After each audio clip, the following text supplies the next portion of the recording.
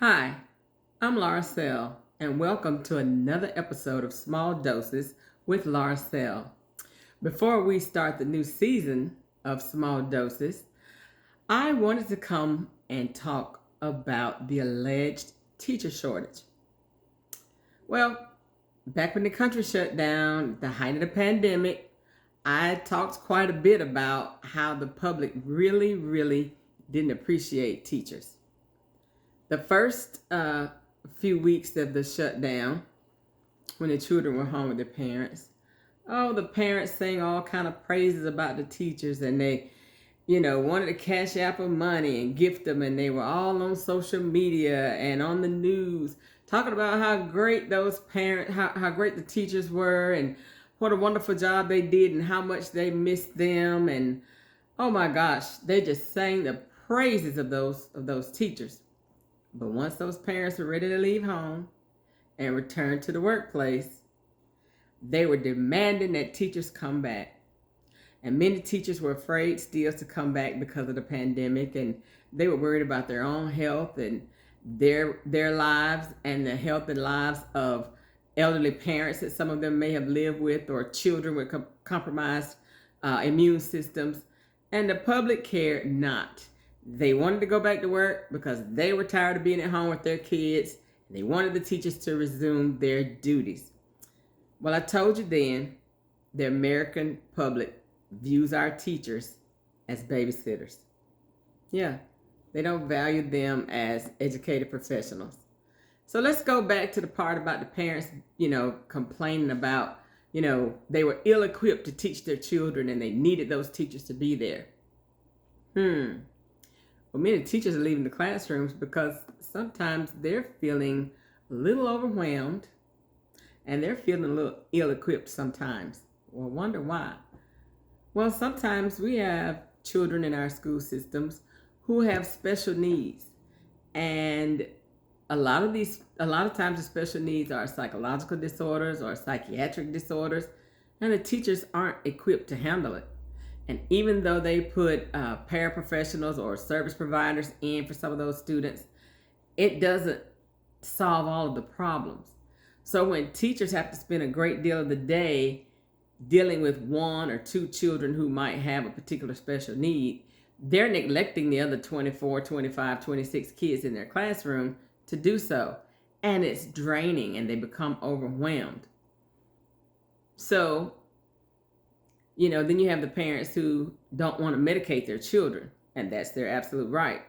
But when they don't medicate their children and they show up for school and they're acting out and they're out of control, and the teachers have to call administrators all day long to come and, get these children and find somewhere for them to go besides the classroom, it's very disruptive. And it's not just disruptive to the teachers, it's disruptive to the other children in the classroom. So sometimes no teaching is happening and no learning is happening. So teachers are overwhelmed with this. Now the rest of us on our jobs, those of us who aren't in the classroom, we might have a coworker or a client who comes in that may have some psychological or psychiatric issues, but they're not disrupting what we do all day throughout the day. So we need to be a little bit more considerate of that. Another reason teachers are leaving is because they aren't paid enough to live a working middle class lifestyle. Many teachers don't make enough money to actually purchase a home. That's terrible. Teachers are educated professionals. They have spent at least 4 years of college, like many of you who have spent 4 years of college and earn a decent living, but they don't. And just because they actually only teach 9 months out of the year doesn't mean that their pay should stop at that 9 months. So, because they got to live for 12. So they have to choose to take the option of having their check stretched out over 12 months versus the 9 months. Yeah, that's a choice they have to make. And in some states, if they miss a window of asking for that, then they don't get that. So it varies from state to state. So everybody else gets paid for 12 months. You get your 2-week vacation or you get whatever time off and no questions are asked. But everyone assumes that the 3 months that teachers are off, that they're off vacationing for 3 months. Nope. A lot of times, if you ask them, they spend more than a month getting ready to return to the classroom to take care of your kids, your grandkids, your nieces, nephews, brothers, sisters. So they're not making a lot of money. And the reason why they should make more money is not only are they right now having to educate your children, teaching them the core subjects, so that your children can learn and go out into the world and be fantastic people. They're having to be therapists. They're having to be counselors. Some of them are having to be certified nurse assistants because they have to help administer medication. They're referees when the children get into brawls and squabbles and whatnot. And since COVID, a lot of them are having to be hazmat specialists. They're having to go into the room and sanitize things, wipe things down, So we're asking a lot of our teachers and giving them just a little pay. They don't feel respected sometimes by the administrators. They often feel that sometimes administrators are there to build their own resumes up so that they can move on to more important jobs within this education system.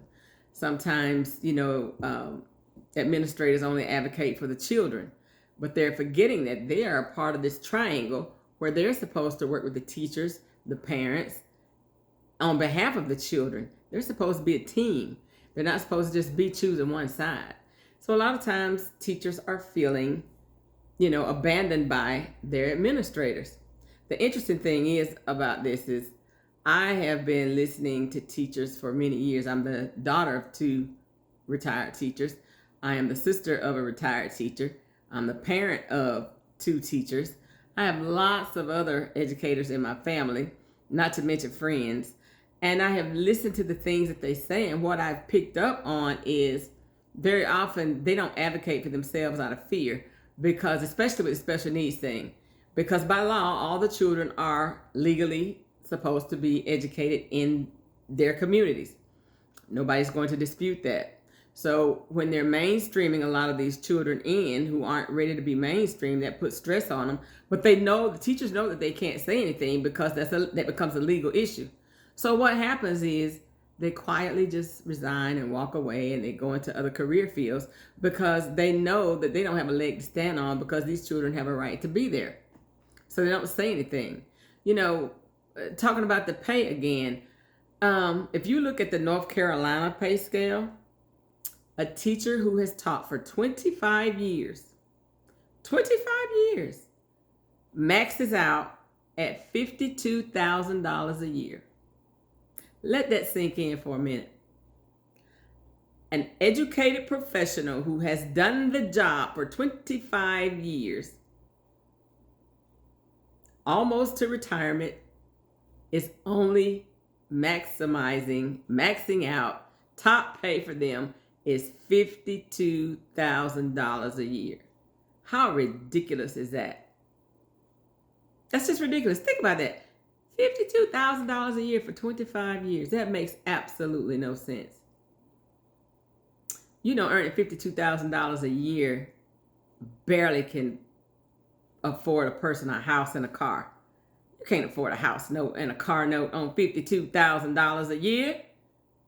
Vacation, that means a staycation. You're going out in the backyard probably, if you can afford to go out in the backyard. My goodness. So like I said, a lot of these teachers won't speak up because of legal issues. I remember back when I was working at a school in Texas around 2003, the principal came in and he made an announcement to all of the faculty that faculty was no longer going to be able to give grades lower than a 68. That took all of the oxygen out of the room. The teachers were astonished. So what do we do with the kids who don't make a 68? You got to give them a 68. What sense does that make? Well, we don't want to affect their self-esteem. This was all part of that George Bush 2 No Child Left Behind initiative. That's one of the dumbest things that ever happened on the planet. If the kid can't read and the kid can't count, the kid shouldn't get a passing grade. And it's not to make the kid feel bad about themselves. It just means somebody somewhere needs to help this child in a different way to get what they need to get. So I know from 2003 moving forward, a whole lot of people are walking out there that cannot read and cannot count, and they got passing grades, and they have graduated high school, all to save their self-esteem. Make it make sense. It makes no sense. Recently heard from a friend who said she works in a school district, or used to work in a school district, and they were not allowed to give a child a grade lower than a 60. Ooh. So if the child is earning a 30 or 40 or 50 or a 0, they're getting a D when they deserve an F. It makes no sense. We got to do better. We got to do better. Because you know what? We're going to keep passing these kids along, and they're going to grow up, and they're not going to be able to get good jobs. And when they can't get good jobs, they're going to try to get into politics and go out there and be like Marjorie Taylor Greene or Herschel Walker. Do we really need more politicians that are not bright? I don't think so. So, you know, the government doesn't care about children because children don't vote. They always use children as a talking point. Oh, we want to save the planet for our children, and oh, we want to save this money. We got to, work against the deficit, and we can't raise these taxes, or we need to raise these taxes, and all the lies, blah, blah, blah, for their children and for their grandchildren. Bull. If you really cared about your children, you take care of their teachers, the people that they're with the longest every day throughout the entire school year, 9 months out of the year. They're with their teachers longer than they're with their families. But you don't take care of the teachers. So now look at what the governments are doing. All across the country, some states are lowering the praxis scores for future teachers. Some states are taking high school graduates who have just a little bit of community college to come in and teach the children. Some states are considering taking in the veterans. Now, they've had a program from Green to the Classroom or something some years ago, but they're expediting this, and they want these vets to come in and teach these children. They're doing all kind of crazy programs, just putting any old body in the classroom with your children because they don't care. It doesn't matter, because they only need a warm body that can babysit the children. They don't care about educating the children. That's why they're trying to take books out and squelch the correct teaching of the history of the United States of America. They don't care about the kids. Kids don't vote, and kids don't pay taxes. I said that when I was a social worker, and we couldn't get things done for kids who were in foster care. They don't vote, so nobody cares. It's ridiculous. You're going to put any old body in the classroom with the children that you care about. So if you want, there's no teacher shortage. We have the teachers. We have teacher abuse, and that's why they're leaving. They don't want to stay in jobs where they're not appreciated. They don't want to stay in jobs where they don't feel safe. If the government really cared about the kids, they'd ban assault weapons. Come on now.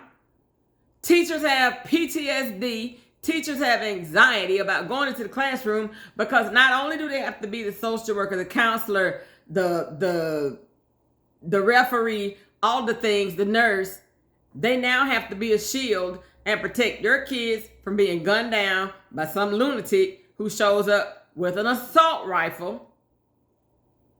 So now we're asking them to be the protector of our children as well. See, you don't have to worry about somebody coming into your house to shoot up your children, because we haven't seen that quite yet. But we see them going into the schools all the time. I knew when they didn't do anything about Sandy Hook, when all those little blonde, blue-eyed babies got killed, they wasn't gonna do nothing about no guns. Come on, son. They weren't. It wasn't gonna happen. It's not gonna happen. They're not gonna change it. They don't care about the children because children don't vote. Children don't pay taxes. They don't care about your kids. I mean, if you don't really care about what's happening at school, you just need a babysitter. Because tell the truth, shame the devil, think about it. That's all you really need school for. The benefit is that they learn something for the children. The benefit for you is you get to go and do what you got to do with free babysitting. It's free babysitting. They catch the bus at dark 30 in the morning, 6 o'clock, 7 o'clock, depending on where they live and how far they have to be bussed away. And then they get home at 4 o'clock, 5 o'clock. That gives you enough time to go to work, get off, run by the grocery store, pick up a couple of things and get home. Just in time to hear how their day was at school. Come on now. Nobody cares about the kids. Quit saying you care about the kids, because if you care about the kids, you take care of the people who teach the children. And they care about your kids. You know how I know teachers care about your kids? They care about your kids because they use their own money to buy school supplies for the kids. Teachers buy paper, pencils, crayon, notebooks. Yeah, that's things that the government should be paying for, but the government doesn't care because what? Let's say it again. Say it with me. Kids don't vote and kids don't pay taxes. I've contributed for several years to several young educators who have posted on their Facebook pages their Amazon wish list for things they need for their classrooms. I shouldn't have to do that. I already pay taxes. They shouldn't have to be asking people for this. The school system should provide everything our educators need to educate our children, but they don't. You say it this time. I'm not going to say it. 1, 2, 3. Because, right, they don't vote and they don't pay taxes. The government does not care about your children. So, if you think that people who have not been educated in the field of education, whether it's early childhood or secondary education, if you think you can put people in there who don't have these degrees to manage these classrooms, you're sorely mistaken. We're going to see more and more news stories about bad things happening in the classroom, especially when you're talking about putting some vets in there. Now, I ain't no doctor and I don't play one on TV and I'm not a psychic. I don't have a crystal ball, but I've been married to a soldier for 36 years. Been in this military life for a long time. The majority of the people who've been over in the sandbox have come back with some level of PTSD, some more severe than others. Now, you're going to put a soldier in the classroom with little children who take medication because they have psychological or psychiatric issues. Now, the first time little Johnny go off and does some stuff out the way, you really think this soldier going to be able to police up himself to handle that? Come on now, you're going to have 2 people in there snapping. Then the soldier going to end up in jail because he's going to lay hands on that child. You want to put some high school grads with a little community college in a classroom with these kids? You must be out of your mind. If the educated professionals who've been taught to manage a classroom are struggling to manage some of these children, what in the world do you think putting Beavis and Butthead in there gonna do? Nothing. It's gonna be problems. Because these people don't have the KSAs, the knowledge, skills, and ability to handle these situations. But it doesn't matter because they only need them for babysitting. If they learn something, fine. If they don't, it's okay. We just need the children to go somewhere while mom and dad go to work. Why? Because nobody cares about the teachers. Nobody cares about the kids. Okay? We see teachers protesting all the time in different states, asking for different things. It got to the point here in North Carolina, they passed a law that the teachers can't walk out and protest. Come on, y'all. You needed a whole law to silence a group of people who were simply asking for what they needed to do their jobs to take care of the children of the state of North Carolina. They had to pass a whole law to silence the teachers. How ridiculous is that? What other job has had a law passed to keep them from being able to speak out on their own behalf? Come on now. Y'all can protest, but you can't protest during school hours because you need to be in there babysitting our children. And if you're teaching them something, that's good. Come on now. Teachers deserve the same respect as any other profession.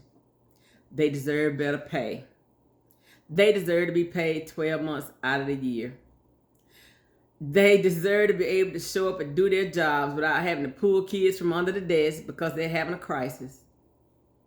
They deserve to be able to do their jobs without having to remind little Johnny he can't cuss everybody out, or little Sally that she can't throw chairs across the room. Come on now. They deserve better. Teachers shouldn't have to spend their own money on learning materials. We got to do better by our educators. I frankly don't blame them. I'd leave the profession too. I'd go do something else besides be in the classroom with uncontrollable kids, administrators who, give you the little soft talk speech about it's going to be okay and we're here for the children and la-di-da. We're here for the children, but the hell with you, and you pull through the best you can because I'm sure you have better coping skills. Really? Well, I'm going to tell you what. Some of these teachers do walk in with coping skills, but after having to deal with little Johnny and little Sarah and some of these other little kids, they lose their coping skills because they too become affected. They start having anxiety. They start showing signs of burnout. And then they quietly leave the profession. So stop the lie about the teacher shortage. There is no teacher shortage. The shortage is the respect for teachers. The shortage is the pay for teachers. That's where the shortage is. The educators are here. They exist. All of them haven't retired.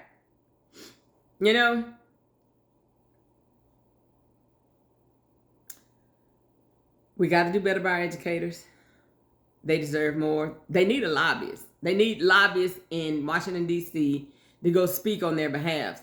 So maybe some of the educators who are leaving the classroom won't leave the field completely. Maybe they will become the lobbyists that they need, and they'll lobby their state houses and they'll lobby the federal houses and get the support that they need. We got to do a better job taking care of our educators. And I'm going to say it again. You must be out of your mind. I don't care what state you live in. You must be out of your mind if you think putting boo-boo the food in the classroom with our children in the absence of educated professionals. You must be out of your mind. It's not going to work. It's not going to work. They're not going to pay these people as much as they were paying the teachers. And they're going to quit too. The first time somebody hurls a chair across the classroom, I tell you what, these stand-ins for the educators, they're going to be out. And they're going to be rolling these people in like a revolving door. And basically what they're trying to do is make education kind of like fast food.